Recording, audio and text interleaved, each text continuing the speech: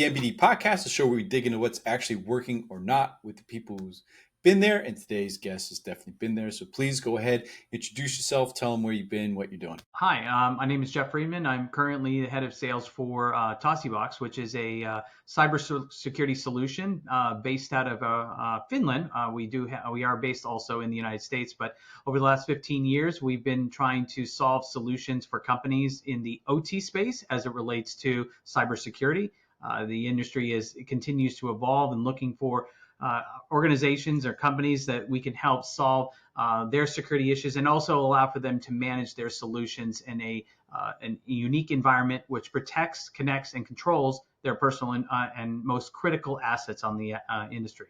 I've spent the last 25 years developing a lot of sales organizations, both in software, hardware, and services, and are currently based in Austin, Texas. Awesome. So when you first go into a business, what are areas of opportunity that you look for that you're able to help them scale and prevent failure? Well, historically, when I've gone into a traditional small to medium-sized businesses, they're going through, which was very similar to my current role, which was they were going through a transition where they're starting as a traditional startup. They go through the motions of kind of growing, going through those, those rough patches of, just an evolving company. And I always look for an opportunity where I can come in and take that company to the next level. So, I've taken, close to 25 years experience because I've seen it all. I've gone through 7 acquisitions in my career, worked for small startups as well as large companies. And, I guess it's a sense that if I can find a unique company that is going on the upside and I can take them to the next level with a lot of the things that I've done in a past life, that's what I get excited about. When I moved from California to Texas, which we call it the first wave of folks moving from California during the dot-com boom, it was about taking all these small, exciting startups here in Austin, and in some cases look for an exit strategy either through acquisition or through just future growth that would be organic. For me, it's always exciting to look for these unique companies that are just really right on that cusp of just taking the next level. And that's what I always jump towards when I look for things like that. Awesome. So when you meet with one of these companies, what are you looking for to help provide them with the solutions that help them get over the hump? Yeah, I think the main thing is you have to first you have to look from the bottom up. I take this, actually, there's 2 approaches. And we have 2, I always say there's 2 customers. One is the one that's internal, and it's dealing with all the internal politics, the processes, the systems, looking at the talent that we have, and then taking that as a baseline, just understanding what you have. The second level is really, this is an old cliche now, but voice of the customer, really going out and understanding what the client really is looking for, and then taking back that feedback and then helping to build the operation that you want to build. Because a lot of times an organization that is somewhat established, or at least they've built up an operation, they start to think that this is the only way it should be done, or they believe that this is how it should be done based on their experience. But what they miss is sometimes the people who are actually in the business itself have a different idea of how they could be done better. There's customers who could tell you exactly what they're looking for. So when I take those 2 elements, I'm able to kind of look at the business as a whole. And first and foremost is how can we become more efficient to grow with what we have today? And if we put a plan in place, how can we use that to help ourselves grow that next level? So historically, I'll go into an organization, I'll look at that kind of business, and then I'll kind of look at ways that we can kind of change the way they do things. Got it. And then, so what are some questions that you ask to help vet out from customers, essentially what it is about the brand and the products and services that, help you fuel that messaging? Yeah, and I'm actually doing it right now. I guess when you have those honest conversations, it's the good, bad, and ugly. Literally, I want them to be as blunt and straightforward as they can about where we have done well, where we could improve, and if they've done things with other people, what do you suggest that would make us a better organization going forward? So my thought process around that was really about helping them to learn about what the customer really is saying. And I'll use either reinforces what I've already thought I was planning on building, or I'm just going to use that as new things that we can build out in the next iteration of this, let's call it reset. Got it. And then It's worked for me. It's worked for me pretty well over the years. I mean, I wouldn't say it's. I don't have a standard playbook, but I use a lot of the same features and processes to really get us to where we want.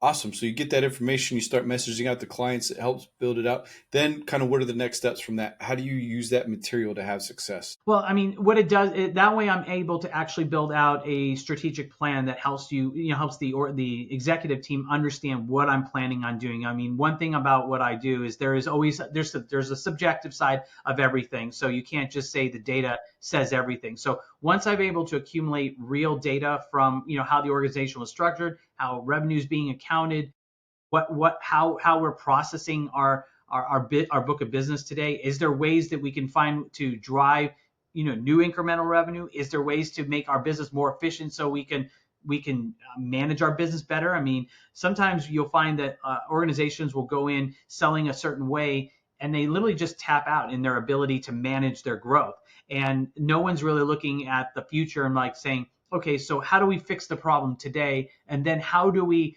build a system that can sustain whatever growth we have. So, when I came into my current role, we were lacking a couple different areas to really support the growth. The company was saying we need to continue to grow, to X, Y, and Z over the next 3 to 5 years. But if they didn't have a lot of plans in place in terms of how we were going to get there. And by the way, it's easier said than done just to add on talent, add on revenue. But if you don't have the support structure to retain the customers, if you don't have the support structure to handle the orders per se, Yeah. then you really are not going to be able to maximize this company. So it's a lot of investigating of what you have, and then for me, I'm not just the guy that plans it. I'm also the guy that's going to help implement it too. And then Mm-hmm. it's short-term pain for long-term gain. It ends up, it ends up, and maybe that's because I came from the startup world. You do more with less, kind of Mm-hmm. mantra.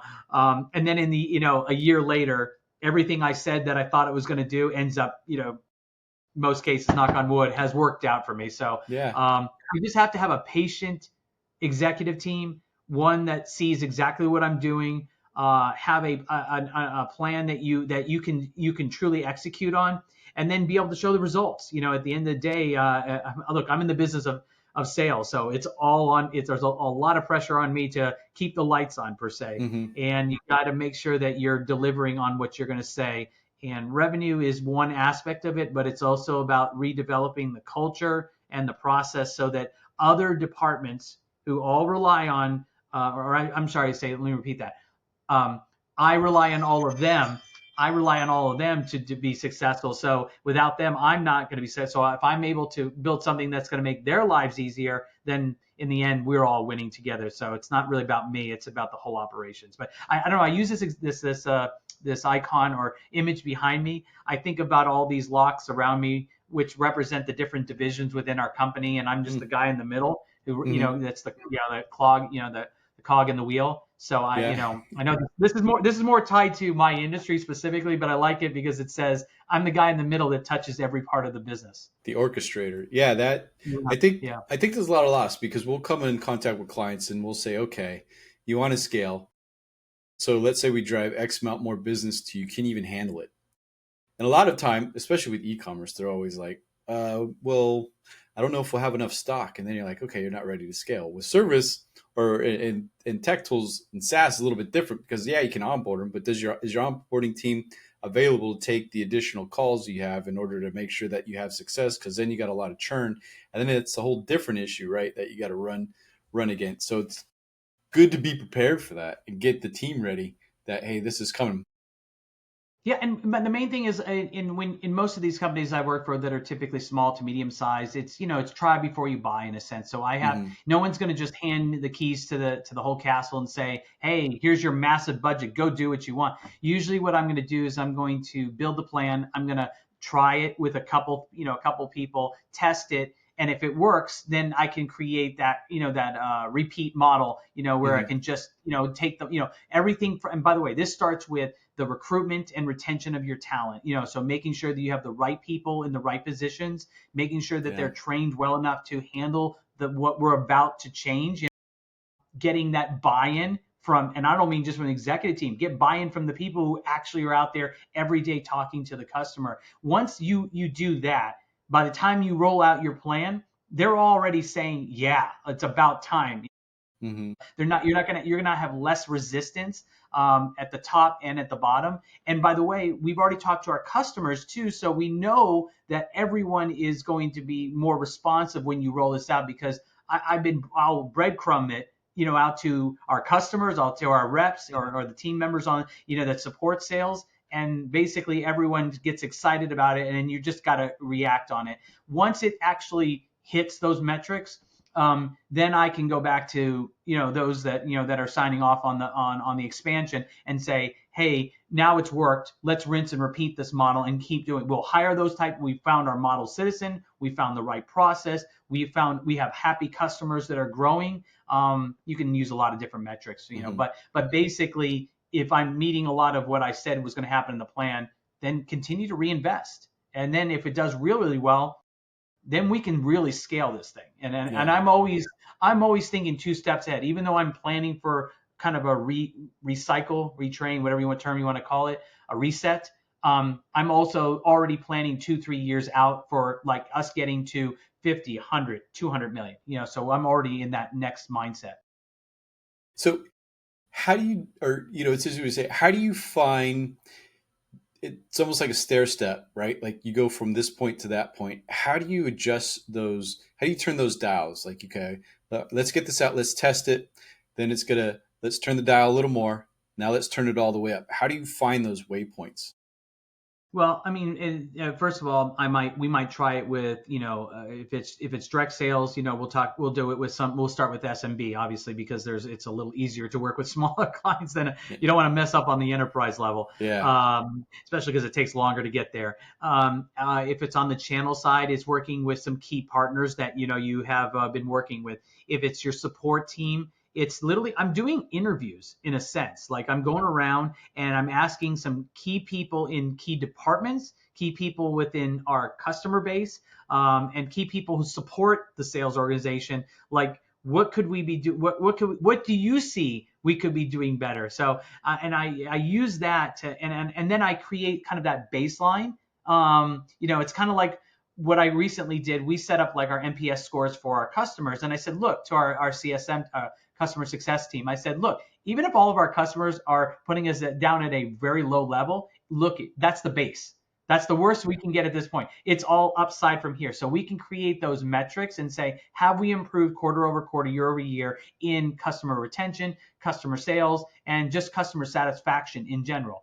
With the reps or on the direct side, if you can see, more sales coming out of your team, you're seeing customers that are spending more on a quarterly basis. If you can see a continued better communication between us and the customer, just on the regular basis, those are all going to improve our so-called NPS scores, which is going to allow us to understand, are we doing the right thing?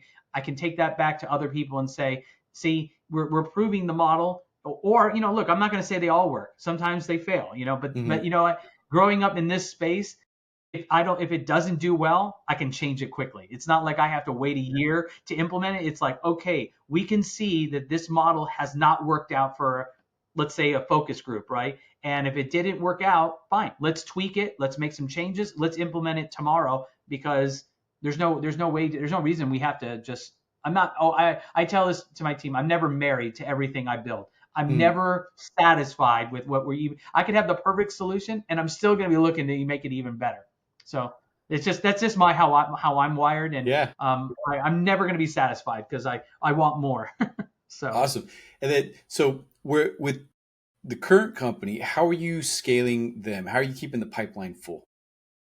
Well, I mean, for this instance, we were going from being an inbound to an outbound. So that changes the dynamics of a lot of things, from just the talent you're bringing in to the training. So first and foremost, you're going to most likely inherit a team, I'm assuming, in any company. And then you're going to be looking at them and say, someone might be saying, look, they're the wrong people. We need to find a different type of talent for what we're trying to do.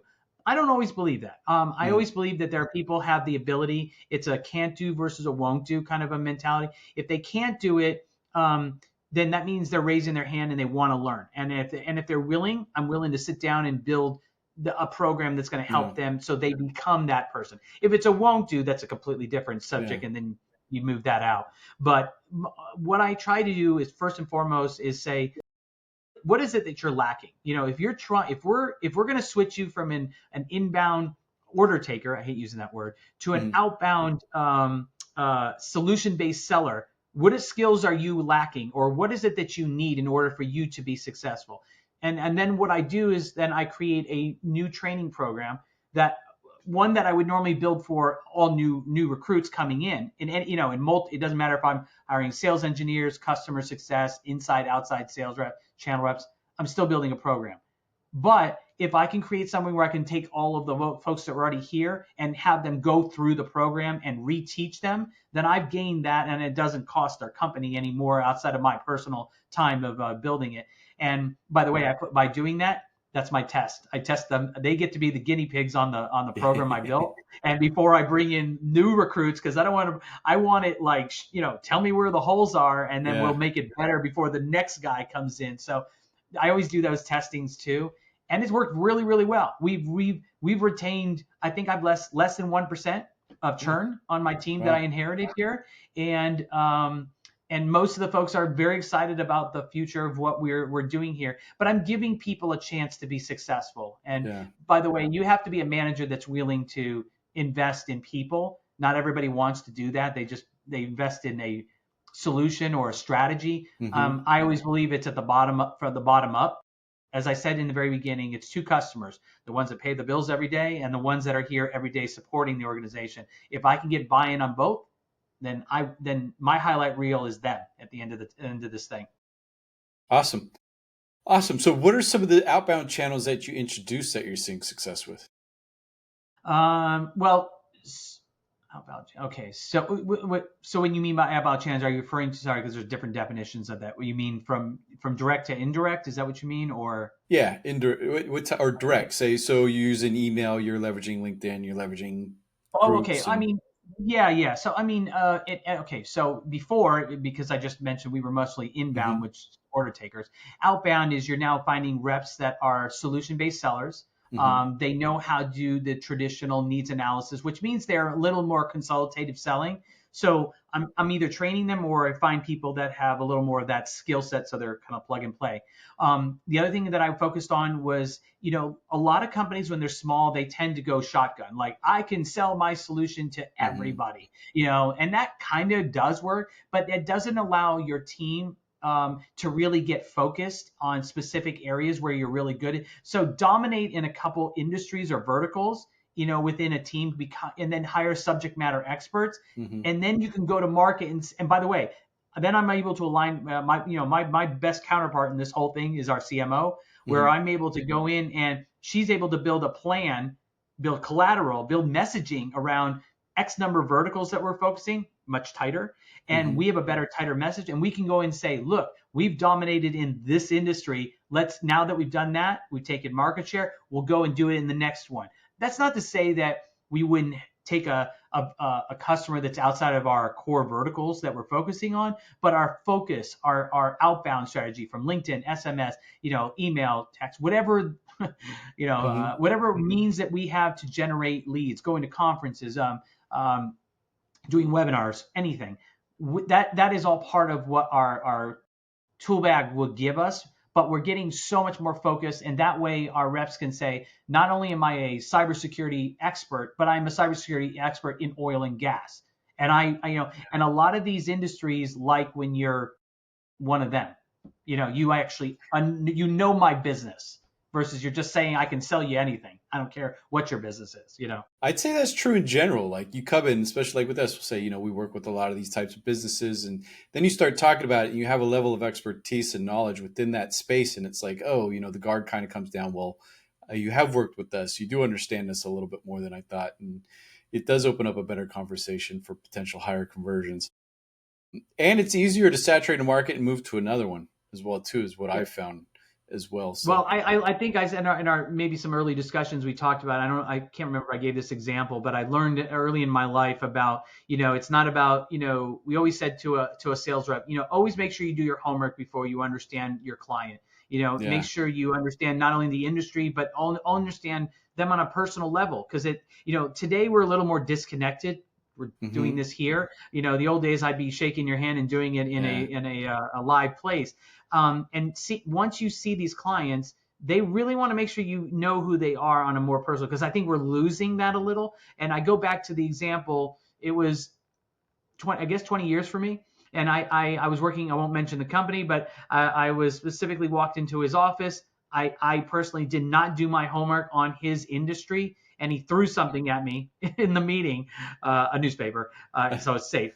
Yeah. And he said, "Don't come back until you learn my business." I'll just say it was the auto industry, because those are tough guys.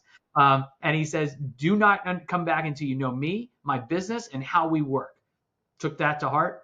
Never missed that Nice. point I still remember that to the day. He by the way, I'm really good friends with the owner of that auto group. But I said I appreciate that, because that would be like the old school. I got kicked in the butt, on Yeah. it, Yeah. and Yeah. I learned my lesson, and I make sure that every person that works with me, around me, I always say, guys, I don't care if it's a new customer, an old customer, it's someone you work with in this business. Find the time to get to know them on a personal level. Find their personal interest. You'll be able to do a lot more business today, because it is even harder because we're now virtual compared to when Yeah. it used to be I could walk down the street and shake somebody's hand.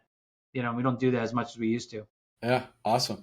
And if you had a magic wand, what would be something you would wave for it to impact the business? Wave a wand that can make the business, make it like maybe Yeah. Anything better you in could a do. sense. Yeah. Better. Hmm. And what can I do that could make it better? I don't know. I mean, wow, this is a tough one. I used to say this, like, back in the day, more technology makes our business more efficient. I Yeah. also I'm afraid of that sentence today with AI, It's a because lot different now. Yeah.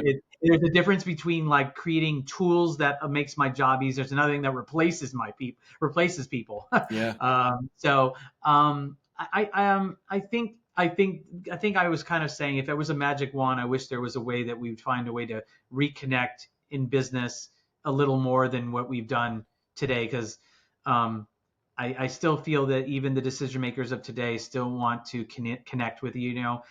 We've become more virtual with our teams. We've become more virtual with our customers. And I just think in this day and age where everything is through text, chat, LinkedIn message, email, which is a little disconnected, Hmm. I miss the days of being able to literally have real conversations with people Yeah. directly. I don't know. Yeah. That's maybe I don't know if that magic wand's going to really work, because unfortunately technology is forcing our hand. But there's got to be a way to get back to being human Human again. interaction. Yeah. Awesome. So, where can people connect with you or learn more about what you're doing? I mean, you can connect with me on LinkedIn. You can obviously find me on there, or just find me at Tosibox, Jeff Friedman, Jeff.Friedman at Tosibox.com. Awesome. Thank you for taking the time. Appreciate it, Jason. Thank you.